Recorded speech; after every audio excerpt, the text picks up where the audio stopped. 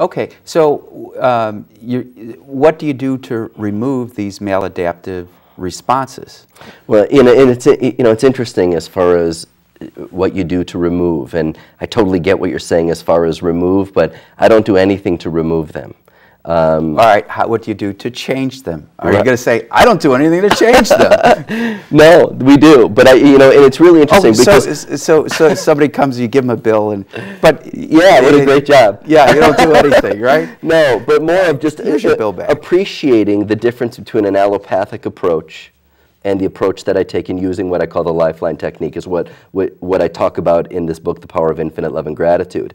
And that is, in allopathic medicine, they look at the symptom, they look at the stress, and they look at the disease as if there's something wrong with the body. And totally understand, anaphylactic allergy, it's life-threatening. It's not to be naive about it. This is a very serious thing. However, what we do in the Lifeline is we look at the symptom or the stress of the disease as a conversation. And just like you and I are having a dialogue, or the listeners right now, or the viewers of this program are watching us right now, there's a dialogue going on. And when we can look at a symptom as it's truly a conversation stemming from a part of ourself that enables us to actually awaken an unborn potential that we'd otherwise not know, it transforms into something else. What I use to help transform or activate the body's natural healing properties is a system called the Lifeline technique.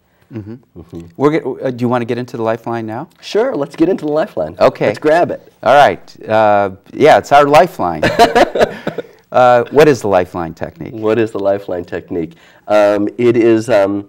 It's a system actually that I've developed that is, I developed it in one moment, but it was a process of my entire life to awaken to what it is. It's a compilation of multiple different healing modalities integrated all into one. It integrates Chinese medicine and what's called the five-element theory, Ayurvedic medicine, and chakras, aspects of the philosophies of chiropractic, homeopathy, with modern-day ways of understanding how our mind, body, and spirit work. Mm-hmm. Neuro-linguistic programming, EMDR, just...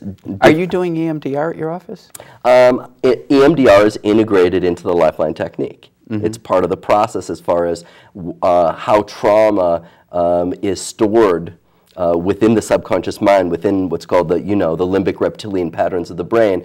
There's a part of the Lifeline technique that uses EMDR to help create synthetic REM patterns, rapid eye movements, to help process emotion. And I think it's important just to explain this to clients. When people sleep, the purpose of sleep is to process short-term memory into long-term memory.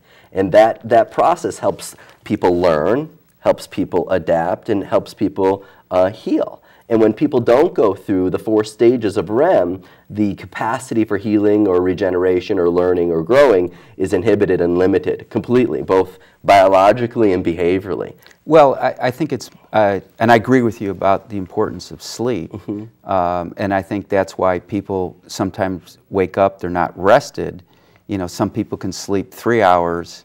Like Saturday, I had a wonderful time at my high school reunion. I slept 3 hours and then worked 12 hours doing physical work in my garden. And there's something happened in that sleep and the night before that revitalized me. Other people sleep 8, 10 hours. They're not regenerated. Yeah, and you want to ask yourself, well, how come people have a hard time falling asleep or staying asleep or getting good quality sleep where they wake up and they're truly rested? Why haven't they restored while they're resting? And the essence is, are they able to go into the depth of good REM patterns? And part of the Lifeline technique, and I talk about it in this book, is activating those parts of the subconscious mind so that we can process these emotions or these memories or these beliefs that have been kept or stored within the subconscious mind. Well, and besides the regular sleep that we need at night, can you say something about the importance of taking breaks during the day to meditate? Yeah, well, resting your body or resting your mind, right?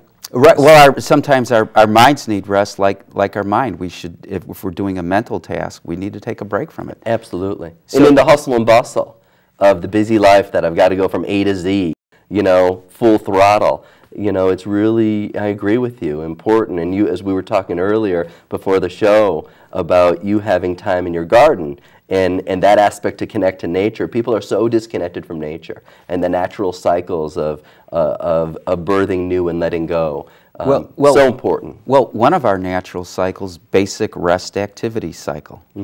And so that we're not meant to wake up in the morning, go, go, go, go, and then collapse.